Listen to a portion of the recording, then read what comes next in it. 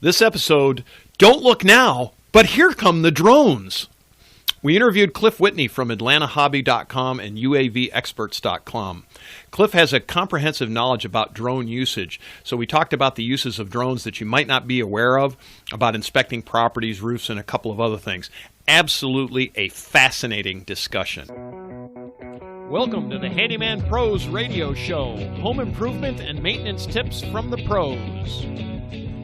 Thanks for listening to another edition of the Handyman Pros Radio Show, where our goal is to help save you time, money, and aggravation on your home maintenance and repair. This edition is entitled, Don't Look Now, But Here Come the Drones! To help me explain, I'm here with my ever-cheerful co-host, and old buddy John. John, tell me a story about this week, what you been doing. Hey, Larry. Well, you know, I was in the attic of my neighbor's house. They asked me to come over and just kind of do an inspection because they're going to sell the house. And so every time I get up in somebody's attic, I kind of walk around a little bit and flash the light around in there just to see if there's any stains, if there's any leaks, things like that, in the roof. Yeah, and on the so underside. I don't get up on the roof anymore, as you know. And, to go up there and really examine it, the only way I do it myself anymore is get in the attic and see if it's, if there's a stain. But other than that, so I think that kind of gives us a little bit of a lead in here. Yeah, it's absolutely a perfect segue into this show. So, folks, here it is. We're here with Cliff Whitney from Atlanta Hobby and UAV Experts. Welcome, Cliff. Hey, welcome, guys. Thanks for having me. Hey, Cliff, it's John. Welcome. Good to hear you, John. Nice to hear your voice, too, Cliff.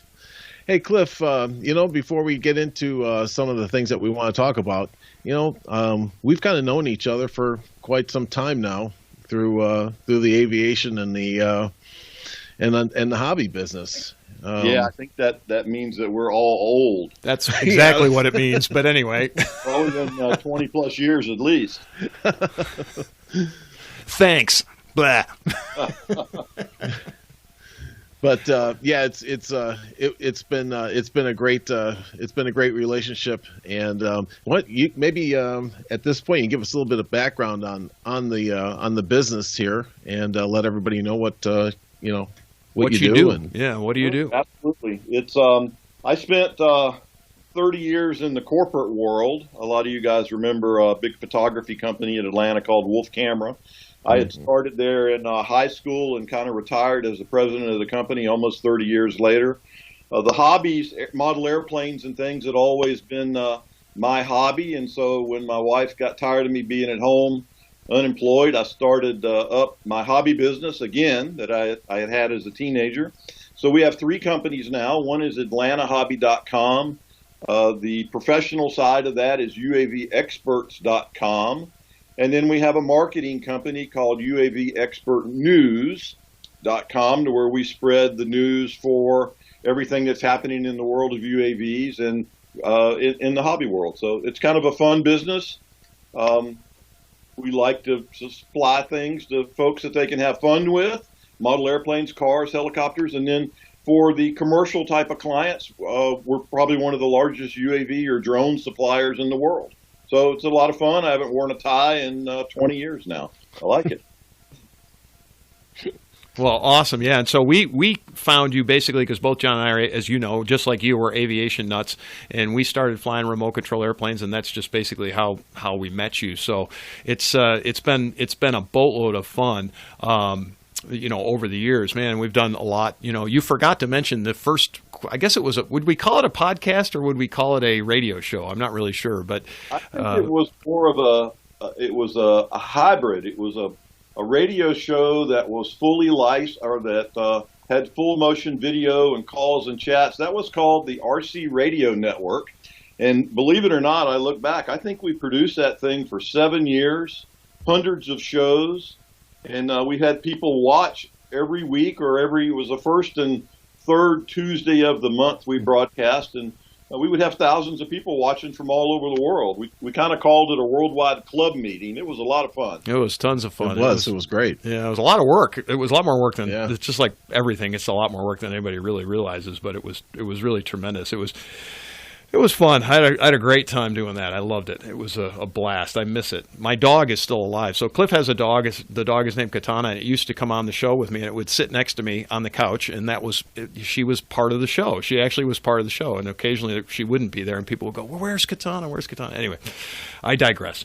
So tell us a little bit about we're calling them, I hate to call them drones because, that's the lingo. It's UAV, which stands for Unmanned Aerial Vehicle, but commonly known as drones. But tell us the broad picture on drones, and then we thought we'd narrow it down into the construction field and into the construction applications.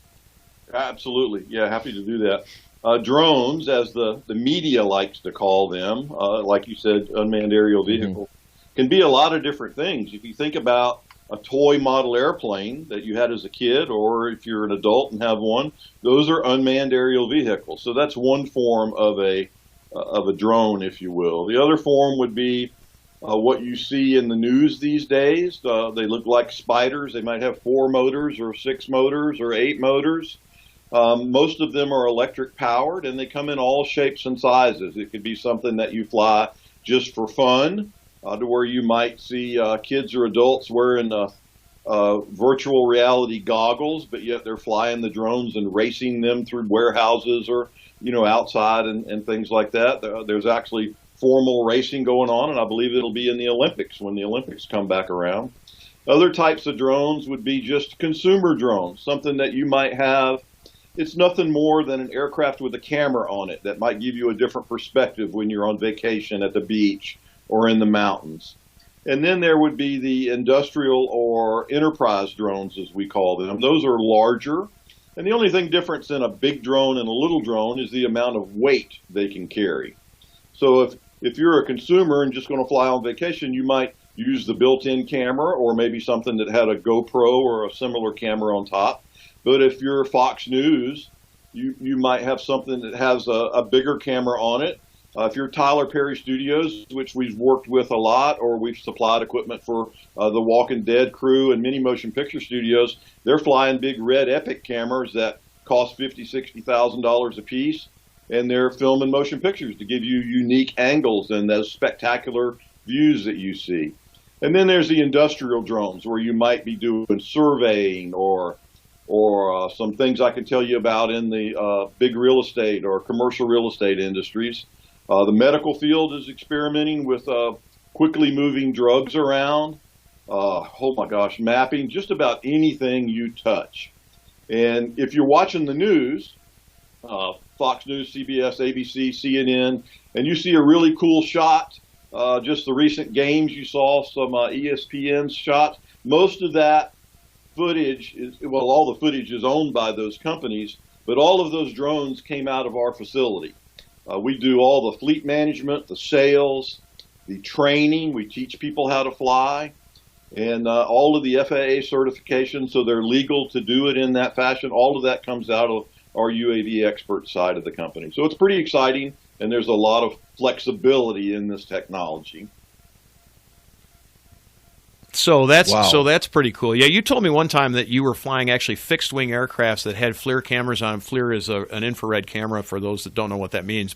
And they were actually mapping fields, like agricultural fields, where they would fly over and actually get water density or how much water was actually in each part of the field. Moisture and all that. I remember that thing. Yeah. Sure, there are different sensor packages that you can put on these aircraft. Fixed wing aircraft are just like a regular airplane. They might be smaller, but they're faster, so they cover greater distances. They might have an hour and a half or a 2-hour flight time, whereas a small drone, a 4-rotor drone that you would buy at my company or any other companies, they've got probably a 20 to 30-minute flight time and don't carry that big of payloads. So for some of the larger drones and the fixed-wing drones, we might do surveying. I live on a little private grass airstrip. It's about 80 acres. And just not 2 or 3 months ago, we did a class on surveying. And normally, you drive down the road and you'll see a surveyor out and he's looking through his little surveying camera and somewhere down the road there's a guy with a stake in the ground. And what they're doing is they're shooting points. Every time they take a picture, it records where that stake is. And then he'll walk down the road a little bit further and they'll take another point. And they'll walk down the road a little further and they'll take another point. They're measuring the elevations of that road. When they're done taking all those points, they put it in the computer. It crunches all of those numbers and it spits them out a full 3D topographical map. And that's how surveying is done. Well, with a drone, it's done the same way, except the guy holding the stake is just in one point. And in the case of my airplane or my aircraft field where we live, it's about 80 acres. We flew that field and the drone took thousands of pictures, all referenced back to where that stake was in the ground. And instead of taking a point every 100 yards, it took a point every centimeter. And so when you crunch the numbers and you get the 3D topographical map back out, it's highly accurate. Wow. Far more accurate than you could do it by hand. Or if you did it by hand, we surveyed 80 acres in 40 minutes. To do it at the level you would have done it manually, even with greater distances, it would have taken a month. And to do it with centimeter level accuracy would have probably taken 10 years. We were able to do it in 40 minutes. Now, on top of getting that map back, at the same time we're flying, you can have different sensor packages on the drone. So I could use a multispectral camera, which is called an NDVR camera. It's near infrared. And what that does is it will enable you to do a crop analysis. I could fly your farmer's field, or if I was a farmer, I could fly the field. And when I got back and crunched the data, I could look and tell where I might have a bug infestation, where I've got too much fertilizer, or where I might need more fertilizer. There are sensors that will actually allow you to measure the moisture content of the ground below ground level. If you'll remember, California had a tremendous amount of flooding a few years ago. And right along the cliff faces on the beach, they were worried about evacuating people because they thought those cliff faces might fall. We were actually part of some of that with FEMA. One of our fixed-wing drones was able to fly those cliff faces. We were able to measure the moisture content of the ground below ground level and help them analyze whether or not they needed to evacuate people or not. So it really helped save some lives. There's LiDAR technology that gives you the ability to look through foliage. So a lot of that's being done down in the Amazon right now as an example, looking for the old Mayan ruins and things. They're able to fly the drones, look through the foliage, and the LiDAR is able to see what's below it, and then they can build maps and roads and see what's down there and help them do their archaeology better. So it's really, really exciting. Very cool. Wow, that is really that's really interesting. How these things have really come a long way in not too long a period of time. I mean, well, the news people like to sensationalize the drones and say they're terrorist devices. And anybody can do anything bad with anything. We know that you could rent a Ryder truck and fill it full of explosives. Frankly, the drones are so small that they're not able to carry anything that's going to cause a lot of damage. That's just, it's more sensationalism on the news. There's a lot more good than this technology is doing than you could ever imagine. Most people have no clue what all these things are doing. But it's really helping society. They're doing good things. And in your industry, in the building and construction world like you're doing, it's revolutionized a lot of what's happening, as it has in the news industry. Well, just listening to you, Cliff, about the, let's just talk about the surveying and what your example that you just did. I mean, these guys can now survey sites to build on with a high accuracy level and keep up with their projects, I would imagine, really efficiently with these things. It is so accurate. We work with one client. We work with a lot of clients, and we're under NDA with a lot of them. Suffice to say, this company that I won't mention their name, they have the largest fleet of drones and drone pilots in the world. And what they do is their business is selling data. Mm-hmm. So they will go out and they take pictures of industrial buildings or commercial buildings, and they've expanded their market into using the drones now to photograph those buildings. So instead of, if you wanted to buy an apartment complex, you would contact a broker, and you'd say, I want to look at this apartment complex. Well, what this company does is they supply the broker with the data on that apartment complex. So no more is there just a picture of the apartment complex. Now there's a full 360-degree view of that apartment complex. They've used infrared technology to examine the air conditioners on top of the buildings. Mm-hmm. They have the data of what the occupancy is in that apartment complex, when the windows were last replaced. And some of the future projects they're working on is actually using machine learning to fly the drone over the property where the building is, gather the data of the actual plat of the property, the latitude and longitude and where the property lines are, overlay all that on the three-dimensional pictures that they've shot of the property, and then using machine learning, do an analysis of what the building is made of. Is it cinder block? Is it mountain stone? Is it cedar siding? Is it hardy plank? And all of that goes into the database. So when a broker has a client that's looking for a building that has hardy plank, that is on a lot this many dimensions by this many dimensions, they can pull all that up in the database and goes, well, here's one right here. Take a 3D virtual tour around the building and inside the building, all provided by the drone technology. Oh, that's amazing. Yeah, that's amazing. So we've personally seen both John and I have seen two applications that I just wanted to touch on. One is the home inspection business, and we have a mutual friend who we're not going to name, but he's a mutual friend of you as well. But he actually flies a drone up and over the top of every time he does an inspection. And then we've also seen it in the roofing business. And in our pre-show, you told us about you just had a roof done on one of your homes, and you actually hired the guy that you sold a bunch to and trained his people. So tell us a little bit about why that's important. Like what does it do for a company, but also what the advantage is potentially to a homeowner who has a complete aerial kind of, we'll call it survey drone or inspection, I guess you might call it, and some of that.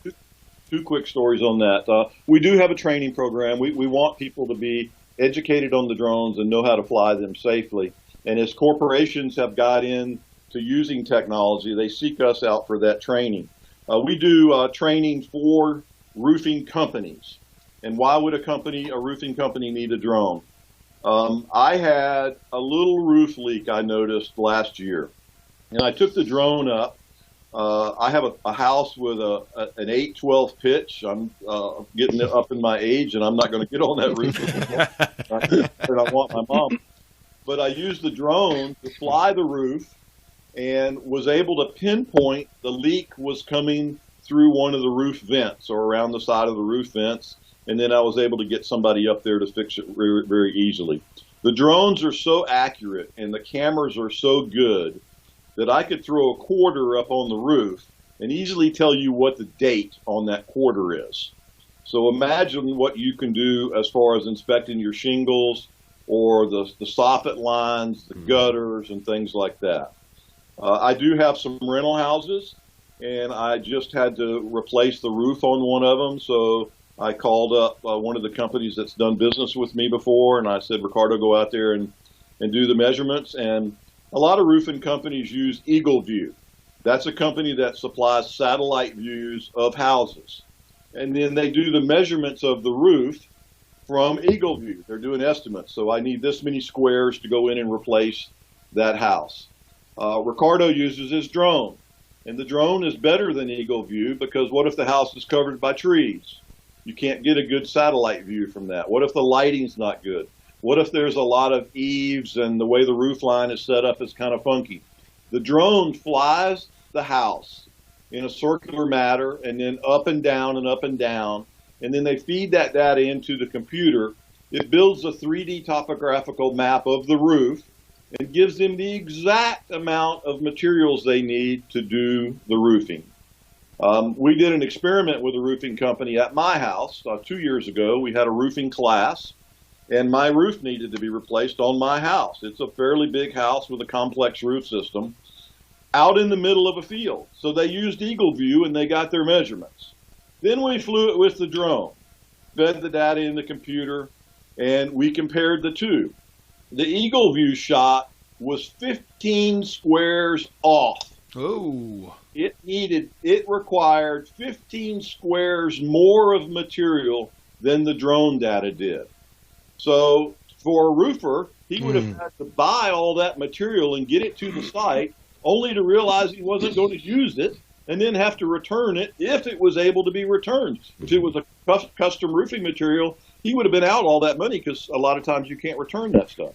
So the roofers are really enjoying this technology. Yeah, so there's two things there that jumped up. Oh, go ahead, John. Go ahead, John.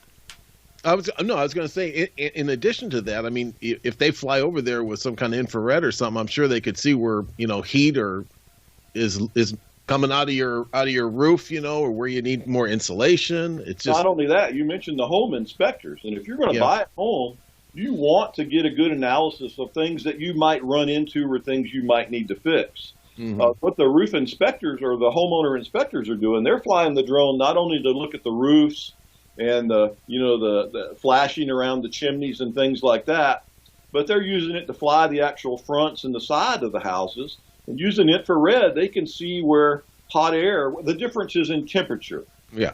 Infrared does not see through anything. That's only in the movies. Infrared is a reflective technology, but I can fly your house and see the differences in the temperatures of the air leaking around your windows or your front door. I might be able to tell you where you need better flashing or better insulation.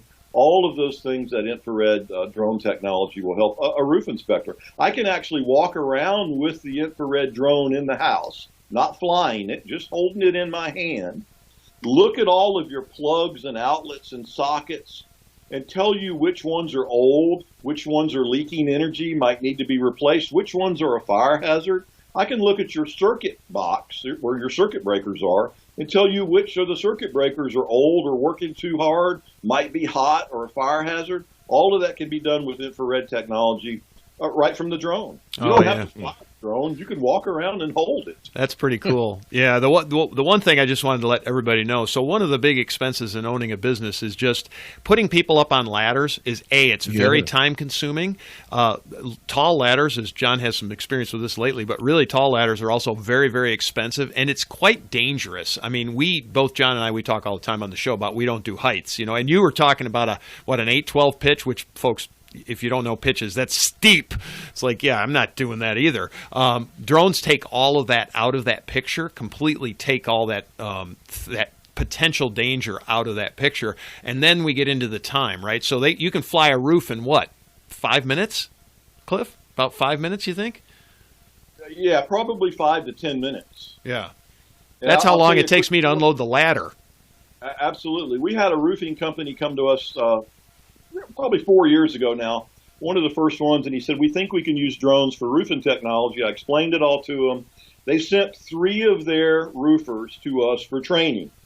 So we taught the 3 roofer guys how to, and roofer guys can be rough individuals, But anyway, they came in, we taught them all about how to examine the roof. We took them out, we flew a couple of roofs, and they bought a drone, and they left. About 2 weeks later, the owner called me, and he said, we need 50 more, and I'm going to send you 50 new students. And I'm like, what are you doing? He said, let me tell you. He said, not only is this helping us with our analysis of the roofs, we don't have to get on the roof anymore. So it's saving me $10,000 a month in just OSHA insurance because we're not getting up there anymore. So they got all their pilots trained. They got them all FAA certified. They supplied them all with equipment. He said it's revolutionized their building. They can do their inspections in a quarter of the time now, and it's safe. Yeah. Well, you think about a roof that might be a metal roof or a cedar shake roof. You don't want people on the roof. You can do more damage to the roof doing the inspection. Sure.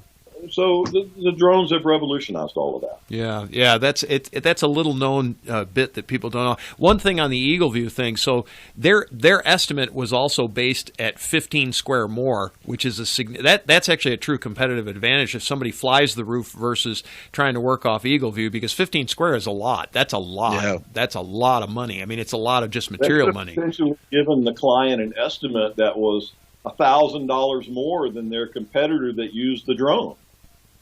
So it's probably more than that, but anyway. Said, here's our estimate. And the guy using Eagle View would have given him an estimate, and the homeowner would have looked at the two and said, well, I'm going to go and save some money.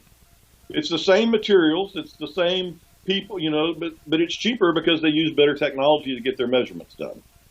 Yeah, is that going to be our goal because our goal here at the Handyman Pros Radio Show is to save time, money, and aggravation. Is that the tip of the day if you're going to get a roofer to actually find a roofer that flies your roof? What do you think? I would actually ask them how they're going to get their measurements. That would give an advantage to a consumer. Tell me how you came up with those measurements.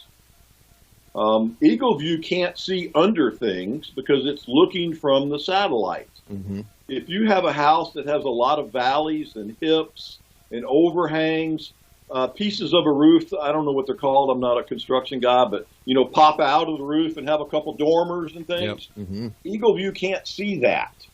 And so the measurements are going to be wrong. If you fly the house, you're not only flying it from above looking down, but you're flying it from the front and the sides and at all angles to be able to build that map and get those accurate measurements. Yeah. Would you give that same advice on a home inspector? So because like this particular home inspector that we both know, I can't use his name because we haven't asked. But I know when he came and looked at one of my houses, he gave me a picture of the roof from the top. He gave me a picture of all the way around the home, and then he flew up about 200 or 300 feet and did a 180 around so that we could see what was all the way, what was in the neighborhood. I'll call it what was in the neighborhood. Was there anything that we weren't missing that you couldn't see from the ground, anything at all? Do you suggest that? Is that a good thing? Absolutely, and I can give you some quantitative data on that too. One of my rental houses, when I bought it, the gentleman that did the inspection flew the house. He was able to see a bunch of trash, debris from the trees that had fallen down behind the chimney that you would not have been able to see unless you got up on the roof, and you could not have seen it from the ground. And once he did that analysis, we were able to go up there and see that the flashing had actually been damaged and there was moisture leaking down into that chimney structure. And so we were able to know what we were up against behind we bought it. And as far as your altitude view, boy, it's really nice. You can drive around the neighborhood, but to see it from a couple of hundred feet and then do an analysis of the lay of the land enabled me to see that one of my rental houses was at a very low area and water was coming from down the street behind the house at a street that I didn't even know was there. And so consequently, we knew that we could have flooding issues and were able to go in and put drains into the backyard to compensate for that. And it enabled me to get a lower price on the house when I negotiated the housing, because I said, look, you've had flooding issues here, and I can tell by looking at the analysis we did from the air. Wow. So it saved me about $20,000 when we bought that particular house. Yeah, I'd say that's time, money, and aggravation, because you didn't want to find that after the fact, right? Yeah. Right? Awesome. I would imagine a lot of insurance companies must be doing this too. Insurance companies, they're all ate up with this. They're using it for their damage analysis. Yeah. I had a tree. I told you we just had to replace the roof on one of my rentals because a tree fell on it. Well, when the insurance company came out and did the quote, they flew it. They were able to see that where the tree was at, where it was at on the house, the damage it had done to the underlying decking, and that actually upped the amount that I got in the settlement for them to be able to, for me to be able to hire the roofing company. We all knew what we were up against, and nobody had to get up there and maybe get hurt because they're up on the roof where a tree was on top of it. Yeah, and then I'm sure it was faster. They because you can only climb up on a roof so many times a day. It just takes forever. Whereas if you just fly it, I mean, we've all flown John, Cliff, and I have all flown remote control airplanes, which is not much different as far as setup. You basically can be up and flying in what, Cliff, 10 minutes, 15 minutes, maybe? Oh, easily. I drove out to the rental to meet the adjuster that morning, and he was packing up to leave. I said, you must have used your drone. He said, yeah. I said, okay, well, call me in a couple days when you finish your analysis. Yeah. Because and like I said earlier, John can confer on this. Just getting the ladder out of the truck takes 10 minutes. Time you get it out and set it up and put it up on the roof, it takes 10 minutes. If you can do the same thing and fly it, it just saves that much time. Exactly. Yeah, so that's cool. Hey, tell us about a crazy or unique drone or job or give us something really kind of like far out. Is there something far out you've done? A couple different things. One, we have worked through a sister company of ours that does a lot of work for NASA. And we have a fixed wing aircraft, and that aircraft is used with NASA and NOAA, the weather people, to do analysis of hurricanes. So all of you, or most of us, the viewers and listeners, have watched the movie Twister, where, I forget the actor and the actresses, but they basically have a machine and they dump it off, and the tornado comes by and sucks it up into the tornado. Yep. It's enabled to do the weather analysis of the tornado. Well, imagine a drone that's a fixed wing drone. It looks like a model airplane, but it's got a 15-foot wingspan. Underneath the wings of this aircraft are little drones that are releasable. What they do is they take the drone up under a massive weather balloon. So it's been as high as 65,000 feet, and they drop it, and it flies 20, 30, 40 miles into the hurricane, and then they release the little drones under the big drone's wings, and the little drones transmit the data of what's going on inside that hurricane, while the big drone turns around and flies 30, 40 miles back home and lands. That is cool. That is cool. That's really interesting. Another cool story is we were recently able to do work with a company that was helping in the repair from the hurricane damage down in Puerto Rico. Puerto Rico was devastated down there. The power, the infrastructure was out. So two things they did was they used the drone to do the analysis of the damage that was going on. That was FEMA and Homeland Security down there. And then the power companies actually used the drones to pull drag lines to replace the power lines. So what a drag line is it might be a thin string, and they would pull that string, 300 yards, 400 yards, a mile over very dangerous terrain they couldn't get to. And then the string is hooked onto a bigger string, which is hooked onto a small power line, which is hooked onto a big power line. And then the cranes get it, and they're able to pull all that stuff up and drape the power lines. So they're using the drone to pull the little lines over into areas they couldn't get to. So it helps save lives and return the power to a lot of people that needed it down there in Puerto Rico.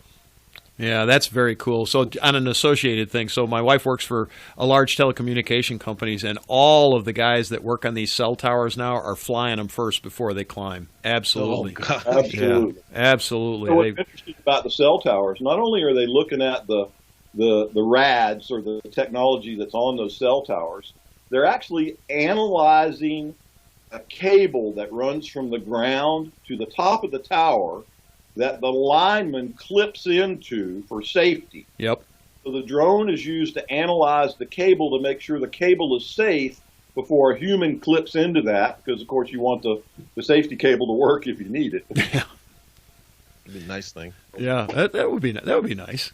So cell towers, they're able to get the photographs. What they're looking at on cell towers is they're shooting the serial numbers.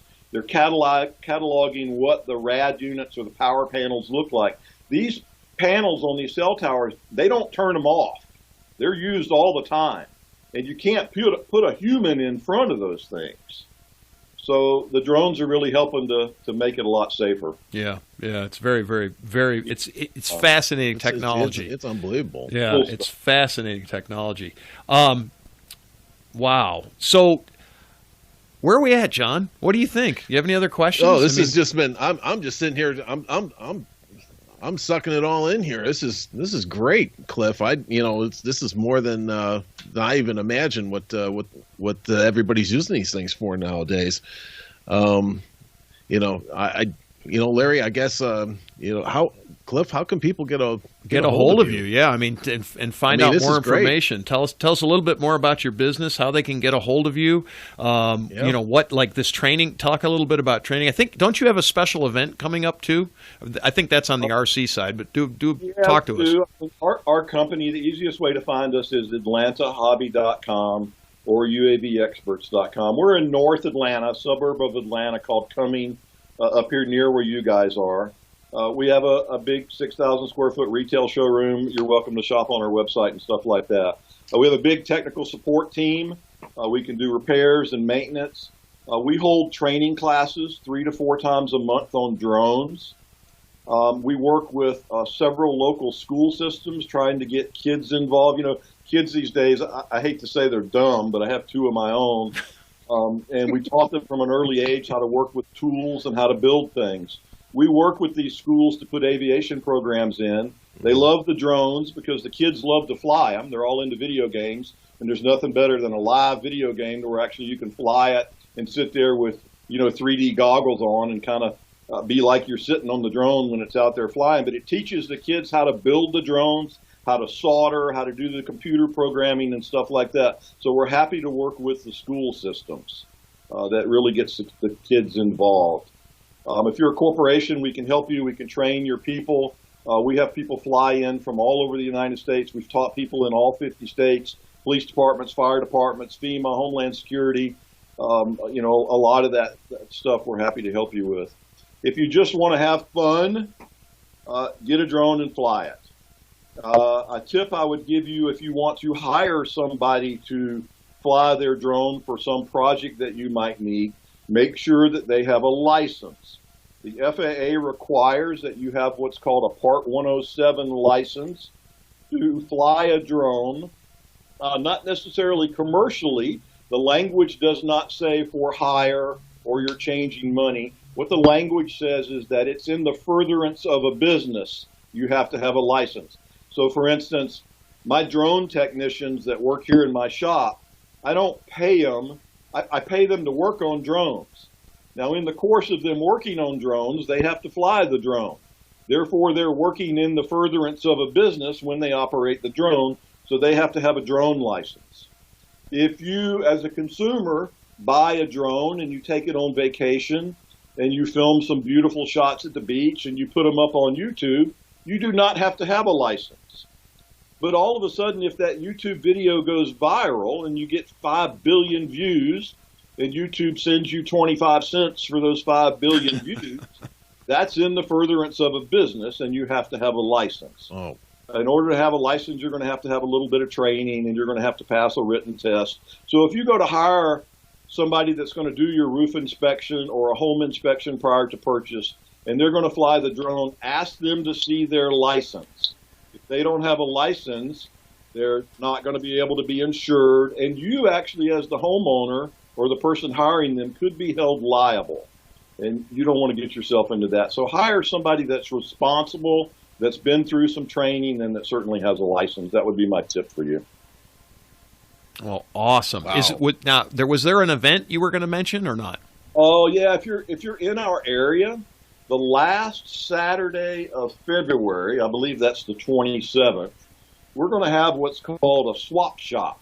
Now, for those not in the model airplane business, that's basically a yard sale.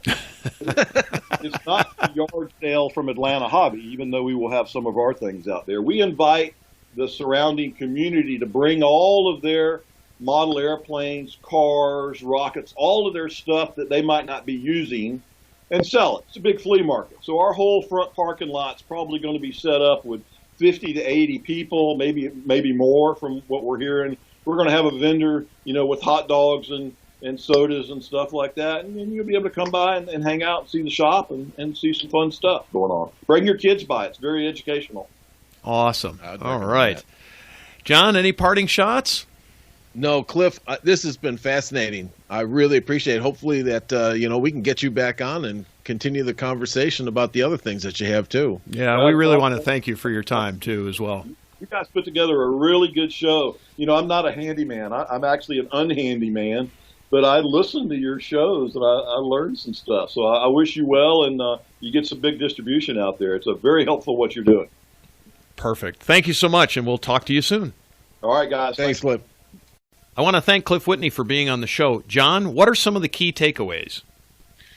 Yeah, some of the, I think, number one, Larry, before I get into that, I just want to thank Cliff. I mean, that was just a great conversation. It was great to talk to him again. I hope everybody out there goes and visits his site, go see him, because I was really fascinated with that discussion. Yeah, it was kind of spellbinding, right? It was pretty cool. It really was. And as much as you and I both know, thought we knew that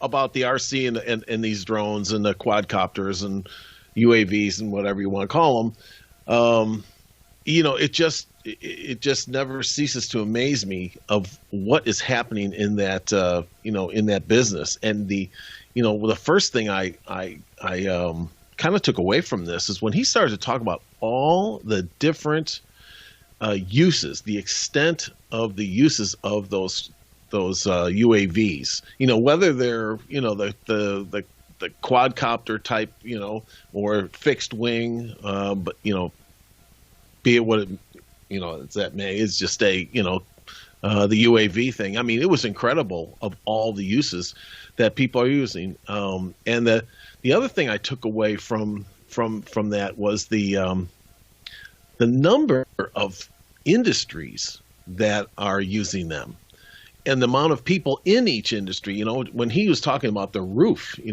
don't know what you thought about that, but it's like, well, maybe these roof companies, maybe have one drone, and two. But when he talked about training everybody, I was like, wow, this thing's really taken off. Would you agree with that, Larry? Yeah, I absolutely agree with that. That was kind of an eye opener. I did know. I mean, I knew kind of secondhand about the insurance industry that the insurance guys are flying a lot of these drones, and we certainly, being that for what we do in the handyman side, we certainly know about keeping people off roofs, and as John has this big thing about, walking on your roof is never good, right? Right. So it's a great thing. I think the thing I was really surprised with was the amount of time and the accuracy and the that the level of this technology is just, it's really unbelievable. Yeah, really. When he was talking 1 centimeter, a picture every 1 centimeter grabbing altitudes, I was like, wow, that's just incredible. And as he said, and he's right, you couldn't do a survey. It'd take you 10 years to do that. Or more. Yeah, I mean, just the amount of, if you boil it down to some of the benefits of just saving that amount of time, that amount of money, increasing your safety. You don't have to have people running all over your roof, getting out the ladders, or any high project out there. I mean, he was even going, talking about the cell towers, pulling the wire. Benefits are. Yeah, pulling the wire was really interesting. So they fly those, they fly, like if you've got a big ravine where if you've been out west or I guess if you've been in any mountainous terrain, you as the crow flies, right, it could be 100 yards, right? But it'd take you 2 miles if you had to go by ground, right? I mean, so they just fly that rope across, done, crazy. Yeah. Incredible. In short, that was really a fascinating conversation. And, I really wanted to thank Cliff for sharing his time, and I look forward to having him back on and continuing the conversation. Yeah, we'll do that. John, did my question to you is: did they send a probe out to look at you before they landed to see if you actually had your tools out to take that spaceship apart? That's the question of the day. Larry, be careful with that word probe. It's making me uncomfortable. It's making me and that's why we have John Singer on the show, folks. That's why, right absolutely. there. Aliens and pros, boy. I don't know. They just don't go together. All right, folks. If you have any questions, comments, or concerns with oh boy, we're going in places we shouldn't go, John. If you have any questions, comments, or concerns. Send us an email, questions@handymanprosradioshow.com. Go to the website. You can leave us a voice message. You can join us on Facebook at Handyman Pros. You can join us on Twitter at Handyman Radios. We love the interaction. We are adding a bunch of people every week. It seems like it's been great, and we're starting to get some good comments on. We've been posting some stuff up, and so you might even get to see Ailey taking care of John, making sure John's doing some of the work he's supposed to do. And then Ailey also wanted to give payback on somebody for taking her ship apart. So you might see some pictures like that out there, folks. We'll see y'all again next week on the Handyman Pros Radio Show. Ladies and gentlemen, if you've enjoyed this podcast and have derived some value from it, here's 4 things you can do. 1, tell your friends about this podcast. 2, hit subscribe on your podcast player. While you're there, leave us a review. 3, subscribe to our newsletter by going to handymanprosradioshow.com and click on the subscribe button. We'll inform you of upcoming events, shows, and give you actionable tips for maintaining your home and property. And 4, send us an email with your questions to questions@handymanprosradioshow.com. That's handymanprosradioshow.com. That's our show for this week. Thanks for listening. We'll see you next week on the Handyman Pros Radio Show.